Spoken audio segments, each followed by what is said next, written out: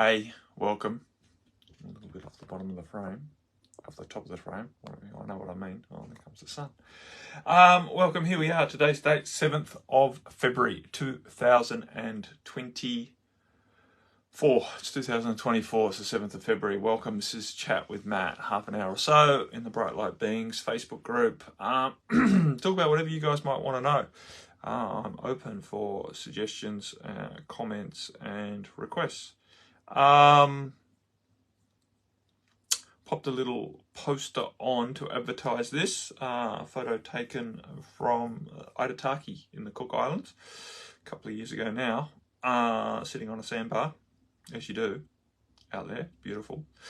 Every new beginning is preceded by an old ending, allowing empty space for the new to emerge. If you want space to grow, you have to let old stuff die. Because we have new moon happening in just under 3 days.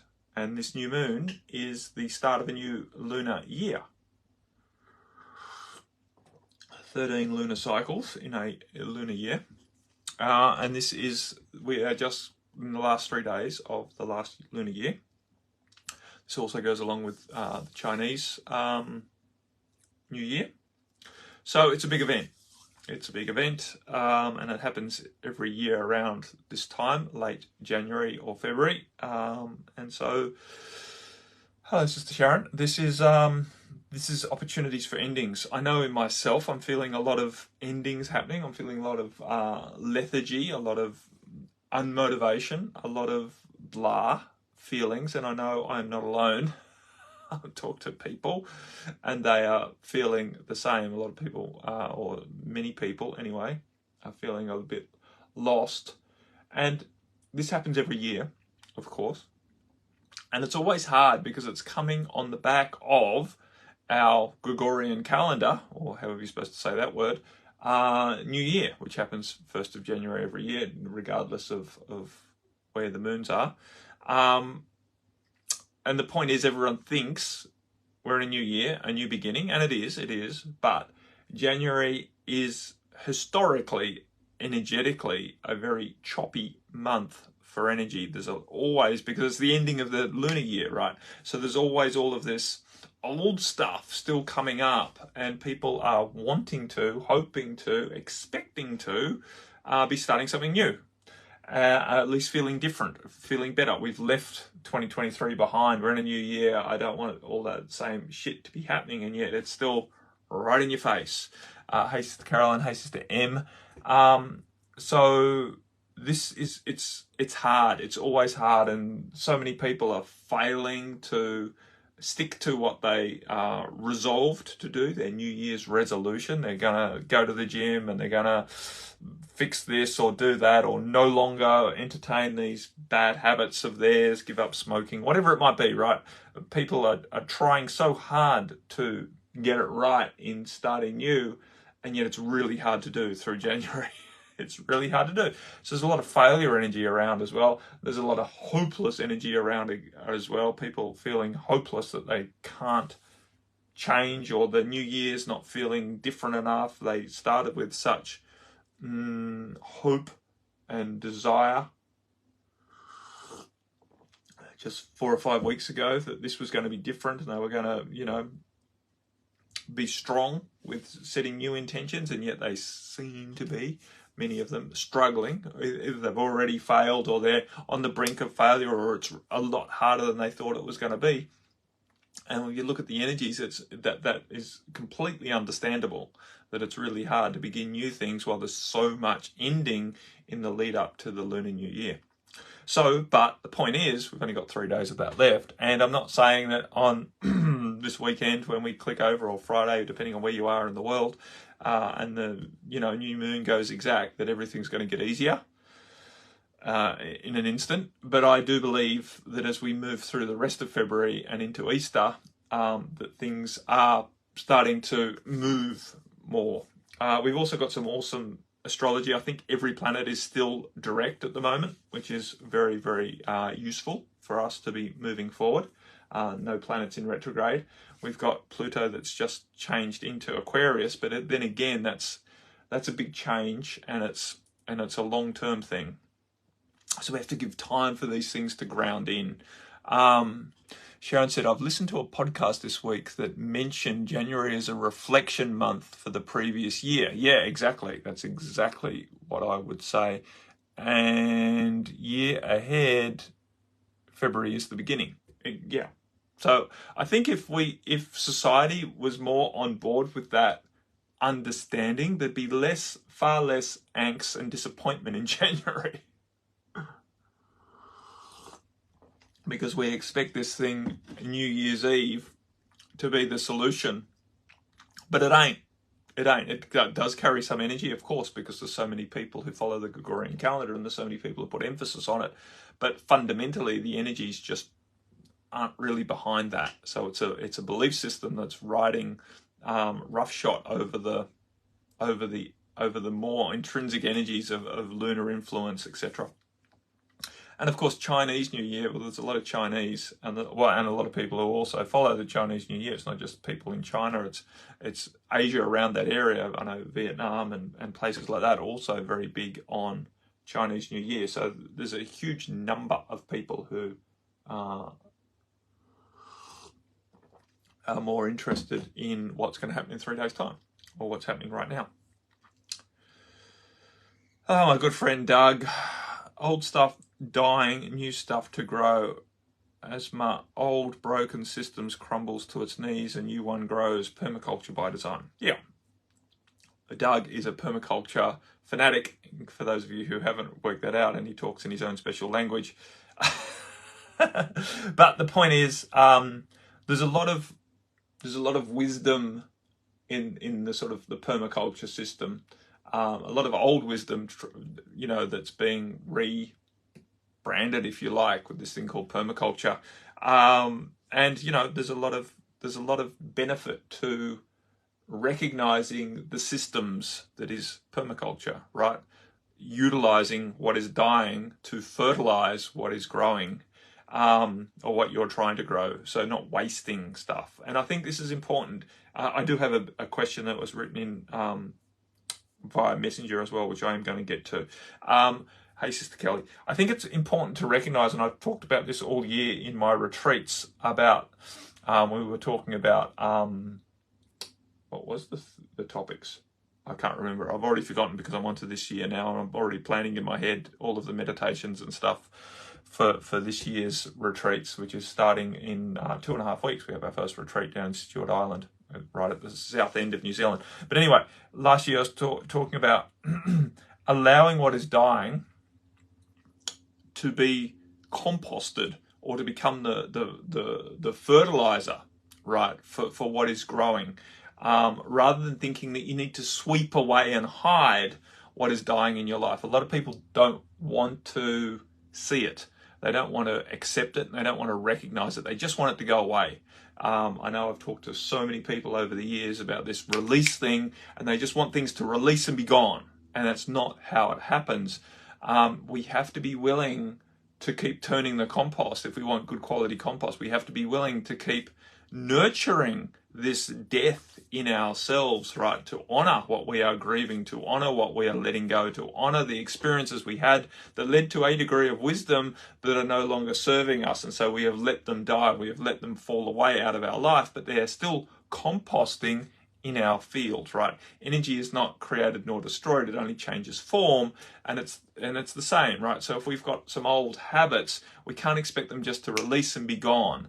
They stay in the field and are slowly transmuted, composted, if you like, broken down into their constituent nutrients to fuel your new growth, your new habit, right? And same with traumas and pain and disappointments and all of these old belief systems that we're carrying. Things don't just disappear. We have to be willing to go through this composting process, A lot of people don't want to play with compost because they think it smells, they think it's dirty, all the rest of it, right? But, we've been using shit, basically, manure, to fertilize our fields for a long time as humanity. Farmers know this. It's time for the rest of us to get on board and stop denying that this old stuff and the stuff that we don't want to deal with is important for us to utilize. It's important for us to utilize the failures and the disappointments and the pain that we've experienced in our life. Not necessarily consciously work out how we're utilizing it, just allow it to be and trust, this word trust, that it's breaking down to fuel us moving forward, right? And not to think that we just want to get rid of it, you know. Again, you walk into the forest, into any natural ecosystem, and there's a lot of dead material on the ground. The forest doesn't sweep it up into neat piles and cart it off to the tip. The forest would die if we did that. We do it around our houses, right? We see people all of the time sweeping up all the dead material, taking the leaves off this and that, getting rid of it, carting it away, putting it in bins because it looks messy. Right, we've been trained into this mentality that wants everything neat and tidy, in straight lines, etc. Right? It's not natural and it's not healthy to do that. We're removing a lot of the opportunity for the diversity that's required, the microbiome and all of the rest of it that happens in the composting layer that adds fertility, real fertility to the soil, not just, you can't just spray that, artificial stuff around and expect plant life to be healthy, or any life that's been sustained from that ground to be healthy if you're not allowing natural systems to go along. It's the same in ourselves, so within, so without, right? What's happening outside in our macrocosm is a mirror of what's happening in our inner cosm. So get used to it, friends. I think what's important is that we get used to being okay with our pain, with our trauma, with our perceived failures, with what's decaying, and stop trying to hide it from ourselves, stop wanting it to go away. A lot of people ask me, when am I going to feel confident, and they've got this idea that being confident enough to begin something new is not having any doubts anymore. And it's just simply not the truth. You're always going to have doubts. The point is, can you use the doubts? Can you allow the doubts to be fertility? Can you allow the doubts to be in the composting system as you're choosing to step forward anyway, rather than expecting the doubts just to go away, so that then you can start something new comfortably, mentally comfortably, right? And we have to get over this desire for things to be neat and tidy and easy and comfortable in this sort of mentality of what easy is. Permaculture is easy as well once you get into the swing of it, but you have to get over the mentality that you need to clean everything up all of the time.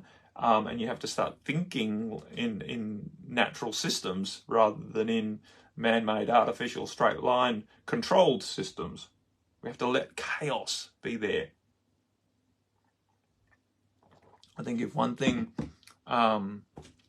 we should be getting on board with is this system, this societal system that we're currently living is going to get more chaotic, not less, over the next decade, and more intensely chaotic in that.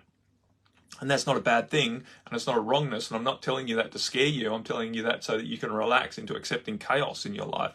Relax into accepting that it's going to be messy, because that's exactly, once we can relax into accepting that, we can work with it rather than feel that it's a wrongness and then contract against it, which isn't helpful. Okay, I've got to get into this messenger, which I've only sort of partially read this morning, but I got the idea that I'm not supposed to read it all out. I'm going to go to the end. Okay, great. Please don't read out my specifics. Good that I had that feeling. Hey, Brother Glenn. I was just giving you context, but can you speak on how to deal with close family members, children falling away? This spiritual journey is amazing and all, but it's so painful. Yeah, well, I think I have in some ways just spoken to that. In a way, we have to find acceptance around the fact that it is going to be messy. Okay, I'm just quickly reading what's going on here as well, because I didn't get to read it all before I got on the computer, before I got on the stream. 27 and 24.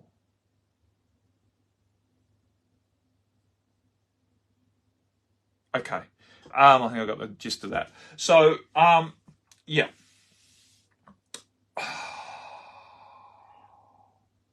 How can you deal with it?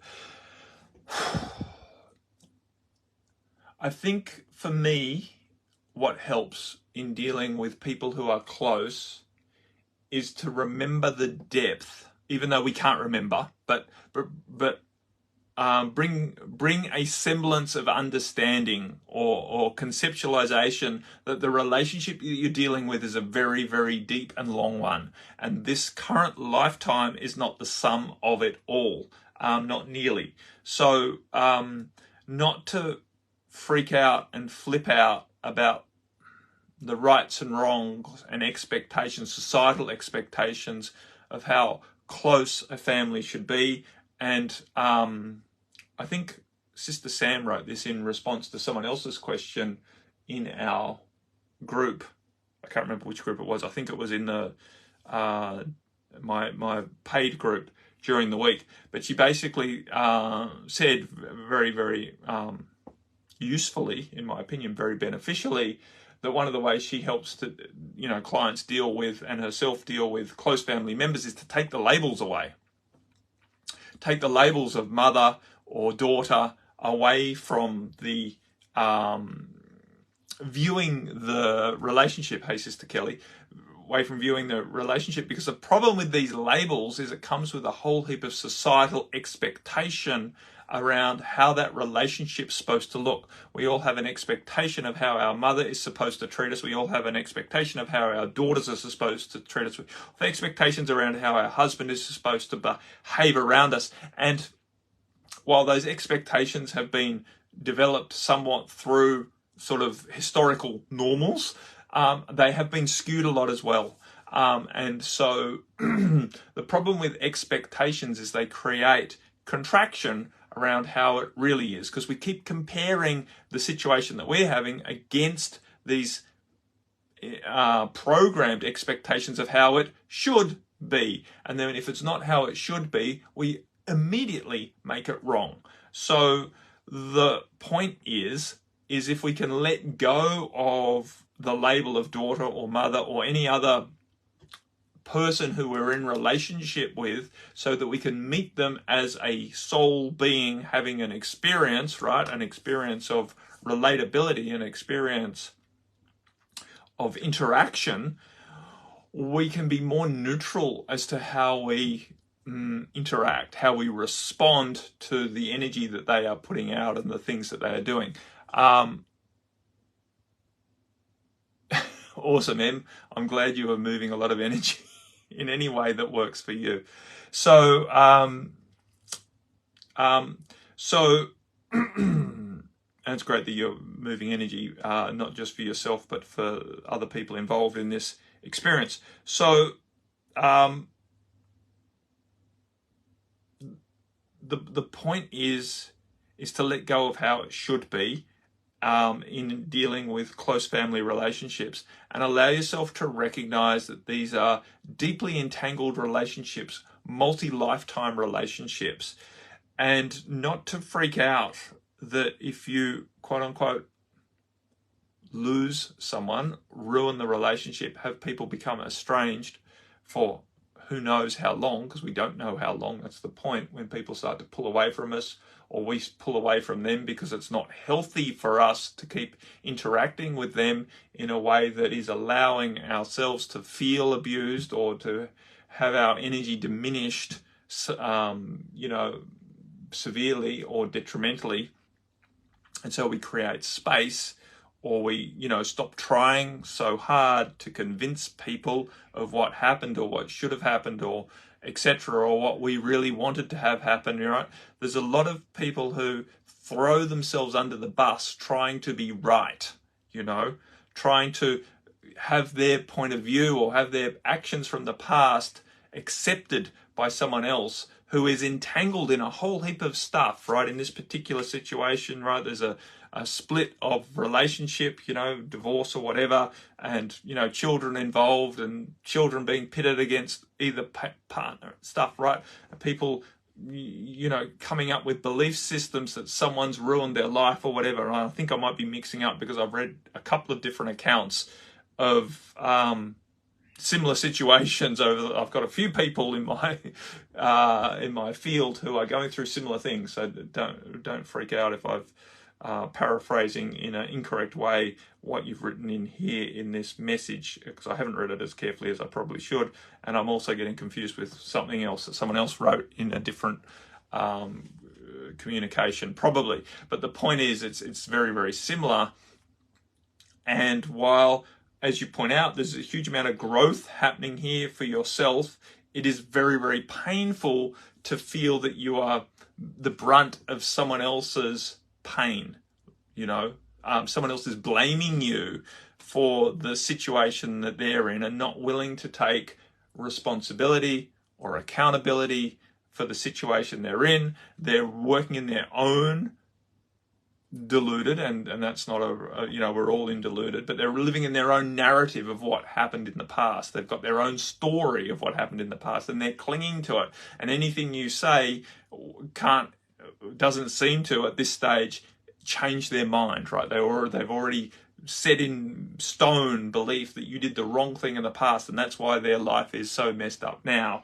And they're hanging on to that blame point because it makes it easy for them, right? It makes it easy for them to deal with their own pain because there's a reason for it, and the reason was someone else doing the wrong thing, which then makes them feel somewhat righteous, which in some weird way with the human ego feels good, even though it's basically a recipe for staying stuck in the pain, right? Because when you blame someone for creating your pain, especially if they've done something that can't be changed, you're just kind of stuck in the pain now, and you carry the pain around like it's evidence that the other person did the wrong thing. And when that's our children, that is really hard. When our children are stuck in a narrative that we were treated them unfairly or something, and now that, you know, they can cling to it. I know I've got similar situations going on in my own life, where narratives from the past, from a childlike or an immature perspective of what happened in the past, we can filter out the truth so easily. Yeah, we do it all, Em. It's exactly it. We do it, and our children do it. Point is not to make it wrong, but how do we work more effectively with it? And I think the important thing is not to push back against and not to try and defend ourselves against the charges that we did the wrong thing in the past and that we've messed our children's life up or whatever. But to rather just trust that we did the best that we could at the time, and whether they are seeing that or not at the moment doesn't really matter. It doesn't really matter, because they will change in time, and they will change more easily if we don't give them something to push back against. You know, in martial arts, they very much utilize this mentality that if someone strikes towards you, rather than block it head on and take the impact, you move to the side, right? Or you use a sweeping method to deflect their blow rather than try and stop their blow, right? You deflect their energy. So ultimately they have nothing to push back against.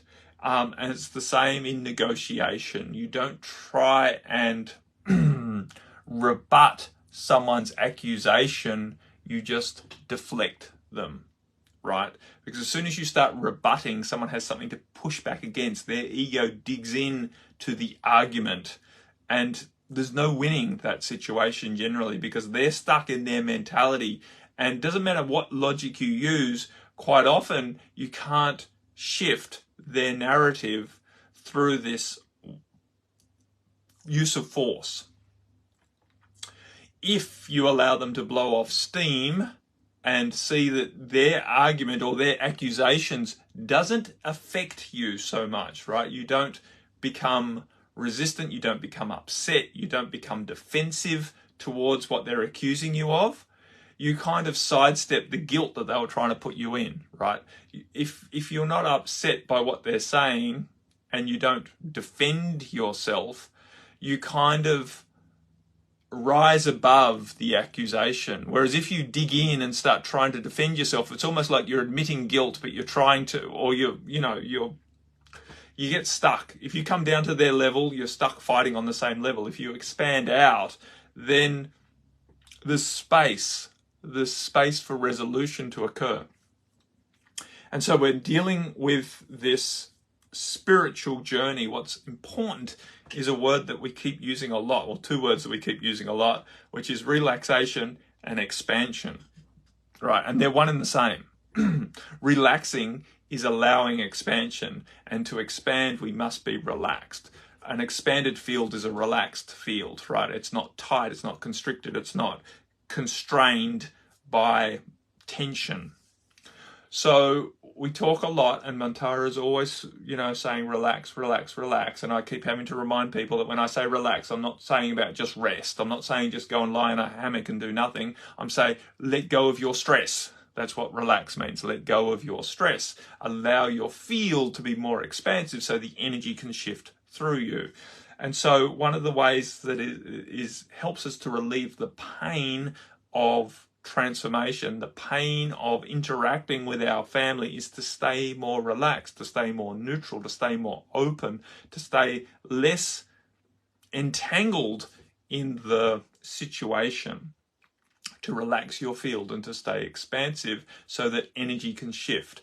Because when energies are tight, there's more friction, right? When energy's trying to move through a tight field, there's going to be more friction. It's like trying to push water through a constricted pipe, right? There's more friction, it gets hot, right? Or the same with electricity, right? If you're trying to push it through resistors, right? Resistance, when you're trying to push electricity through resistance, it gets hot. That's how we make heaters.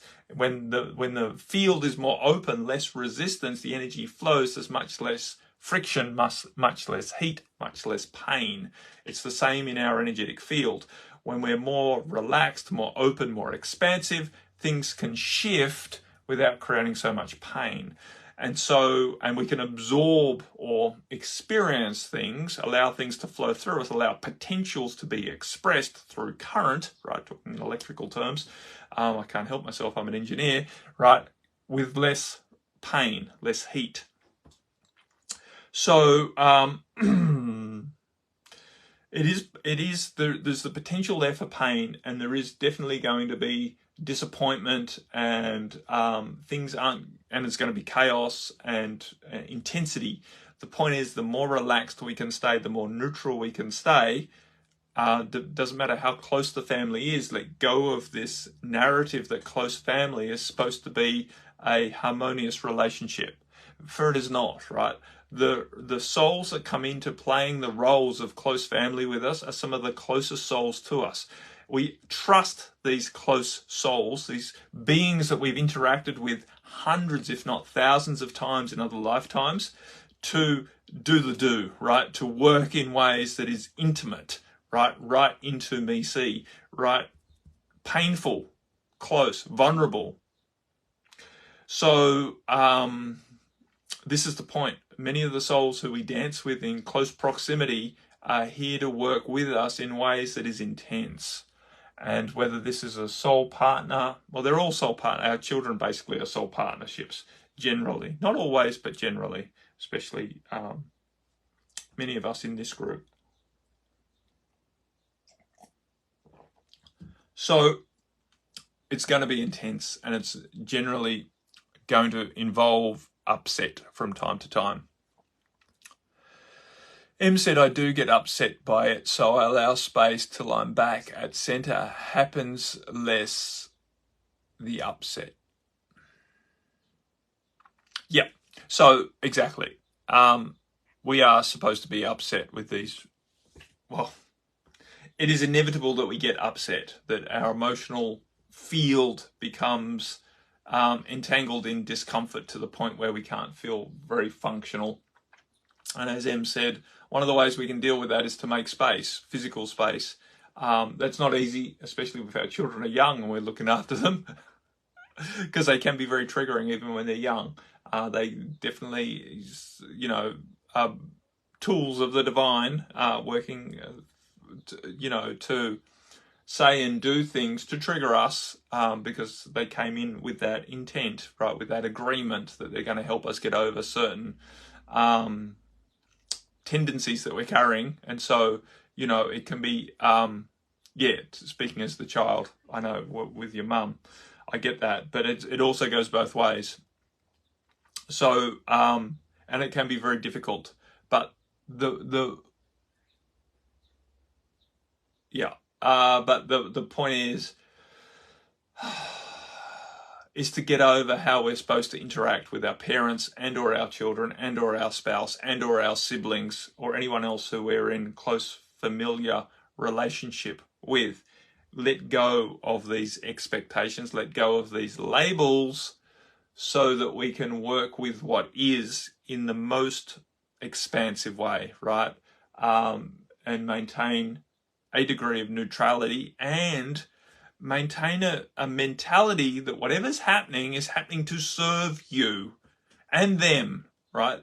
No one is the victim here. Nothing is going wrong. And it's really hard to remember that when it seems so painful and people seem so upset that nothing is going wrong here. And while it is not what we want to have happen from an egoic space, especially if it's our children or our parents, right? No one wants to see, or anyone else that we're interacting with, no one wants to see someone else upset with us or acting in a way that is hateful or towards us or whatever, right? We don't want that.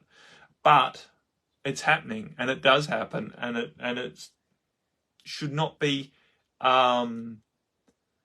made wrong when it does happen, because it's inevitable that in some way, somehow, that these difficulties play out through our close familiar relationships. So don't make it wrong, because putting an extra layer of wrongness on it just creates that contraction that then increases the friction and makes the pain worse.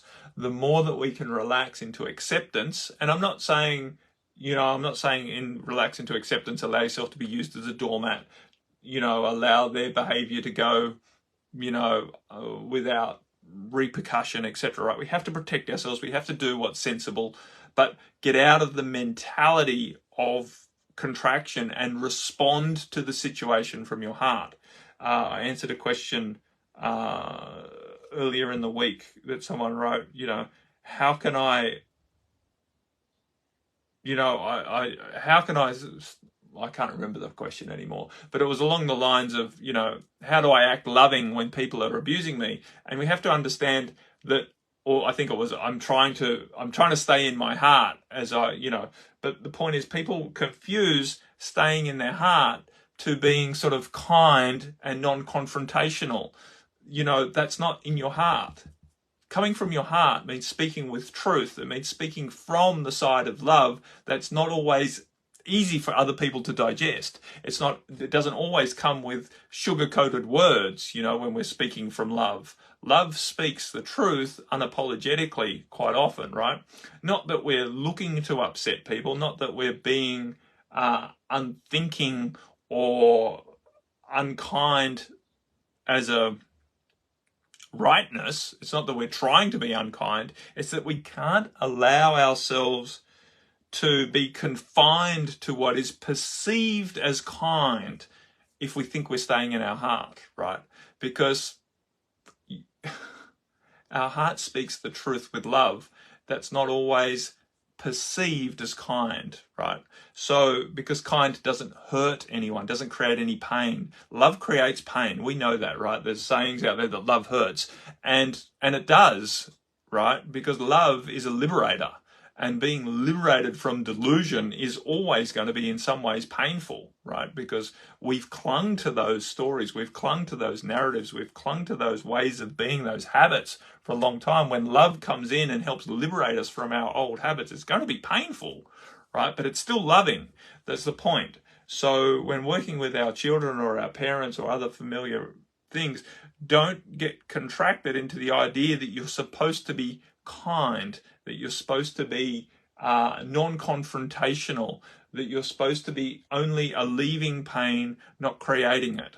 Sometimes we have to be willing to create painful situations for people. Sometimes we have to say things that it's going to hurt people in the moment that it's said, right? It's going to create an emotional response that is painful for them because it's liberating them, because it's speaking the truth that they don't want to see.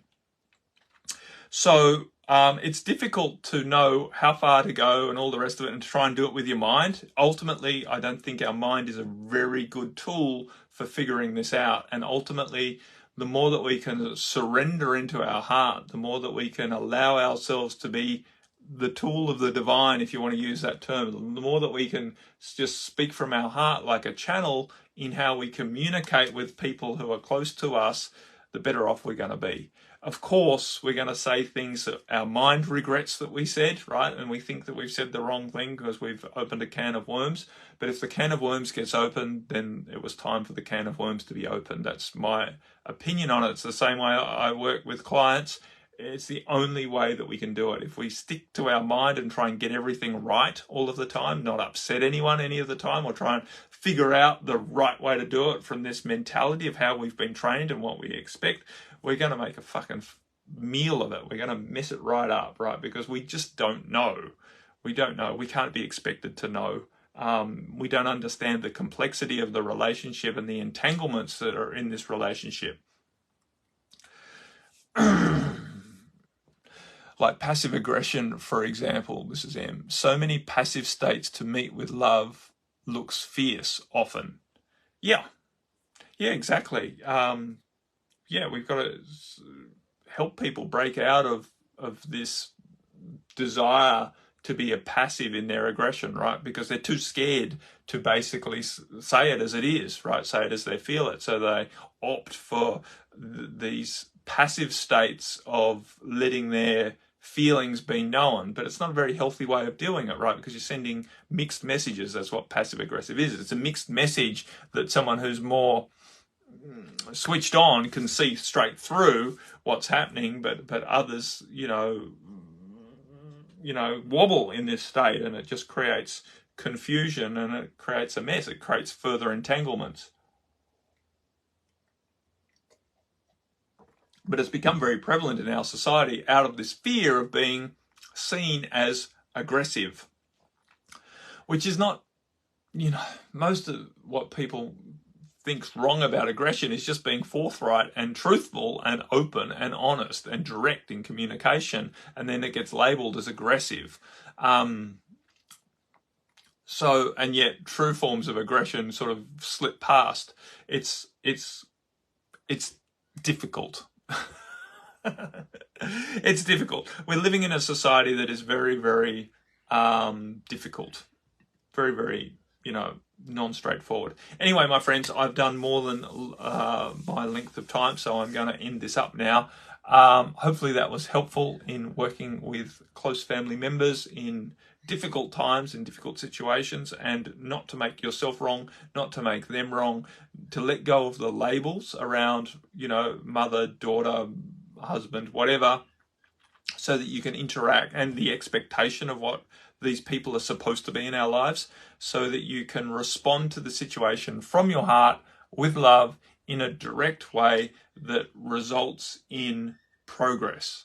It might not be comfortable at first, though. We can't expect necessarily miraculous transformations when we do this. It's going to take time, and it might look messy for a period of time, but ultimately speaking your truth with love is the best way forward, no matter how long it takes for things to be resolved. Much, much love to you all, my friends. Speak to you soon. Oh, yeah, so new moon coming up in 3 days' time. I will be doing a call. Look out for the notifications around that. It'll basically be in almost exactly 3 days from now. We'll do a call to welcome in the new lunar year, the new Chinese year of the wooden dragon, etc., etc. So much love. Awesome, Suan. Much love to you and everyone else. Bye for now.